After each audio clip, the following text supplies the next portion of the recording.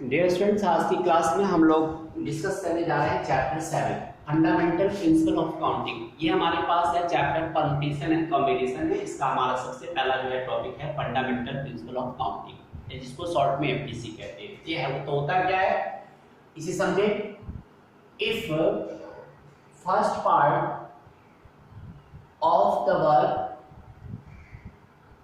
Can be done in n ways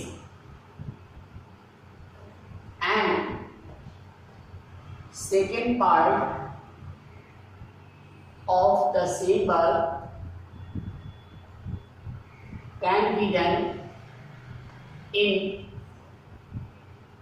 n ways, then both can be done in m into n ways। ये बातें समझ में नहीं आई।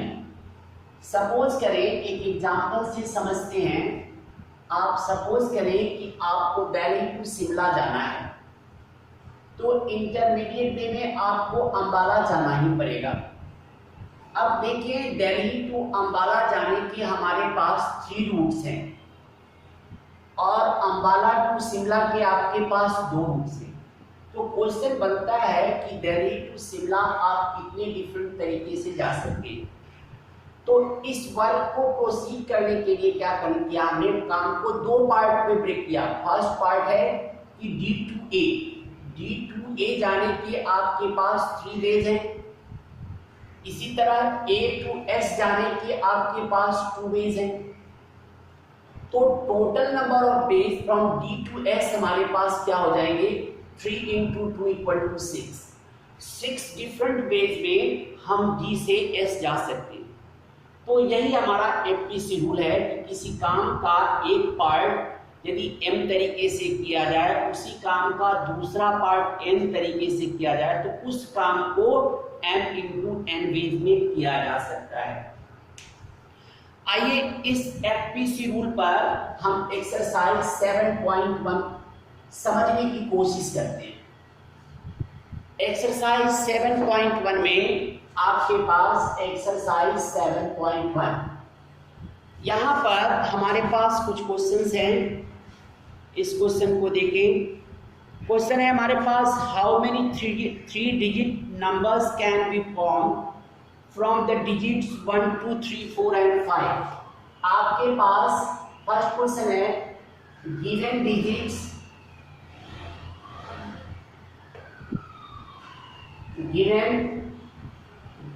आपके पास कौन कौन से हैं, 1 2 3 4 एंड 5। आपको 1 2 3 4 एंड 5 लिख दिए गए। इसमें से 3 डिजिट्स के नंबर बनाने हैं। ये repetition of digit is allowed, पहला पार्ट है। अब आपको 3 डिजिट का ये नंबर बनाना है। फर्स्ट पार्ट में कह रहा है कि रिपीटिशन अलाउड है, मतलब कि जो डिजिट यहाँ पे रख रहे हैं उसको आप बार बार रिपीट कर सकते हैं। तो देखिए यहाँ पर इस वर्क को हम 3 पार्ट्स में प्रोसीड करेंगे। First place can be filled इन। अब देखिए यहाँ पर 1 भी आ सकता है, 2 भी, 3 भी, 4 और 5, कोई भी नंबर आ सकता है। तो इन 5 वेज। इसी तरह second place can be filled in 5 ways, क्योंकि रिपीटिशन अलाउड है। जो डिजिट यहाँ रख चुके हैं उसको दोबारा यहाँ पर रिपीट कर सकते हैं। तो फिर इस जगह को भी फुलफिल करने के 5 वेज हो गए। Third place can also be filled in 5 ways. ये काम कंप्लीट कब हुआ, जब इस तीनों प्लेस को आपने फुलफिल किया। तो रिक्वायर्ड वेज इक्वल टू हो गया आपके पास, required ways equal to 5 into 5 into 5 equal to 125 difference ways में आप इस 3 डिजिट्स के नंबर को बना सकते हैं जहां पर रिपीटिशन अलाउड है। अब मान लीजिए इसका सेकेंड पार्ट कि रिपीटिशन जब अलाउड नहीं है, ये तो फर्स्ट पार्ट हो गई। अब इसी को हम सेकेंड पार्ट में कन्वर्ट करते हैं। सेकेंड पार्ट है कि जब रिपीटिशन अलाउड नहीं है तो उस केस में क्या करें, पहले प्लेस को फुलफिल करने के 5 वेज लाएंगे। 1 2 3 4 5 में से कोई भी डिजिट इस जगह को फुलफिल कर सकता है। मान लीजिए कोई डिजिट इस जगह पे आ गया, सपोज किया 4 को हमने रख दिया, तो अब इस 4 को दोबारा हम कहीं यूज नहीं करेंगे। तो इट मींस अब रिमेनिंग हमारे पास कितने 4 डिजिट्स रह गए, तो second place can be filled in 4 veg.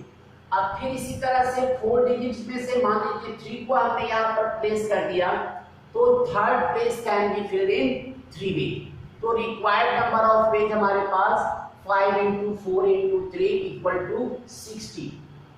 कहने का मतलब कि 60 नंबर्स 3 डिजिट के बनाए जा सकते हैं जिसमें कि रिपीटिशन अलाउड नहीं है, और 125 वो बनाया जिसमें कि डिजिट्स की रिपीटिशन थी आपके पास। एक और क्वेश्चन देखा जाए, second question, how many 3 digit even numbers can be form with the digit 1 2 3 4 5 and 6। अब आपके पास जो डिजिट्स दिया गया है वो आपके पास है 1 2 3 4 5 एंड 6, ये हमारे पास डिजिट्स दिए गए। यहाँ भी नंबर जो बनानी है वो 3 डिजिट्स की बनानी है, बट यहाँ पर क्वेश्चन के साथ क्या है कि एक कंडीशन दी गई है। कंडीशन क्या है कि हमें जो नंबर बननी चाहिए वो इवन हो। How many 3 digit even numbers can be form with the digits 1 2 3 4 5 and 6 if the digits can be repeated। मतलब यहाँ पर रिपीटिशन अलाउड है आपके पास। देखिए, तो इवन नंबर फॉर्म करने के लिए to form an even number unit place must be filled by even digit, और आपके पास इवन डिजिट्स कौन कौन से हैं 2 4 एंड 6। तो यहां पर first place can be filled in 3 ways, क्योंकि इस यूनिट प्लेस को पर हमारे पास इवन डिजिट 3 है, इसको फुलफिल करने के 3 वेज हो गए। अब आइए, जब यूनिट प्लेस फुलफिल हो गया तो सेकंड प्लेस को फुलफिल करने की, क्योंकि अब रिपीटिशन अलाउड है, तो अब जो यहाँ डिजिट रख दिया था वो फिर से रिपीट हो सकता है। तो 1 2 3 4 5 6 से कोई भी आ सकता है, तो ये 6 वेज हो गए। थर्ड प्लेस फिर से इसी तरह रिपीटिशन अलाउड है, तो ये भी हमारे पास 6 वेज हो गए। तो रिक्वायर्ड नंबर्स क्या बन गए, रिक्वायर्ड नंबर्स बन जाएंगे 3 × 6 × 6। कितना हो गया 108 है। 108 डिफरेंट नंबर्स बन सकते हैं। लेकिन इसी में मान लेते कि यदि रिपीटिशन अलाउड नहीं होता और इवन नंबर्स बनाना था, तो ये तो यूनिट प्लेस 3 पेज में हमारे पास कोई ना कोई एक इवन डिजिट को रख देते। मान लीजिए 4 को रख दिया, अब हमारे पास रिमेनिंग 5 डिजिट बच गए, तो इसको फुलफिल करने के 5 वेज और इसको फुलफिल करने के 4 वेज बच जाएंगे। तो जब रिपीटिशन अलाउड नहीं होता तो 3 × 5 × 4 कर लेते, ये 60 डिफरेंट नंबर्स बनाए जा सकते थे जिसमें नंबर इवन होता और रिपीटिशन अलाउड नहीं होता। बट क्वेश्चन में आपके पास रिपीटिशन थी, इसलिए इसका ये हमारे पास आंसर होगा। तो एक्सरसाइज 7.1 को आप इसी तरह से सॉल्व करेंगे।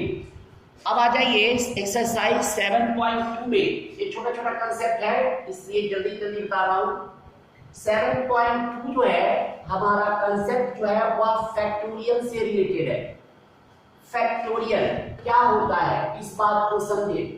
फैक्टोरियल जिसको ये सिंबल या एक्सक्लेमेशन साइन से आप रिप्रेजेंट करते हैं। देखिए 0 फैक्टोरियल याद रखिए इसकी वैल्यू 1 होती है। 1 फैक्टोरियल इसकी वैल्यू 1 होती है। 2 फैक्टोरियल मतलब 2 × 1 उस नंबर से 1 तक का प्रोडक्ट। 3 फैक्टोरियल मतलब 3 × 2 × 1 that is called 6। 4 factorial 4 × 3 × 2 × 1 24। 5 factorial 5 × 4 × 3 × 2 × 1 that is called 120। तो इस तरह आप किसी भी नंबर के फैक्टोरियल को निकाल सकते हैं। जैसे मान लीजिए 10 फैक्टोरियल है, तो 10 9 8 7 6 5 4 3 2 1 ये क्या देंगे। या इसे हम ऐसा भी तो कह सकते हैं 10 into 9 फैक्टोरियल, क्योंकि 9 से लेकर पूरा पूरा 1 तक है। या इसे ऐसा भी तो कह सकते थे 10 into 9 into 8 फैक्टोरियल।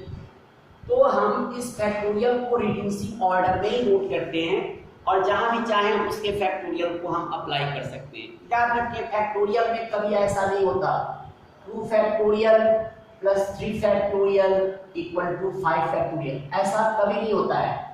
क्यों नहीं होता? क्योंकि सिंप्लीफाई करके देखिए LHS में 2 फैक्टोरियल प्लस 3 फैक्टोरियल, 2 फैक्टोरियल की वैल्यू 2 होती है, 3 फैक्टोरियल 6 होता है, 8 है, और RHS जो है 5 फैक्टोरियल की वैल्यू 120 होती है। तो 8 जो है कभी भी 120 की इक्वल नहीं होगा। तो फैक्टोरियल में डायरेक्ट एडिशन सब्ट्रैक्शन मल्टीप्लिकेशन नहीं होता। इसमें फैक्टोरियल का एक ही रूल है कि जो हायर वैल्यू है उसको हम रिड्यूस करते हैं। फॉर एग्जांपल जैसे क्वेश्चन है सिंप्लीफाई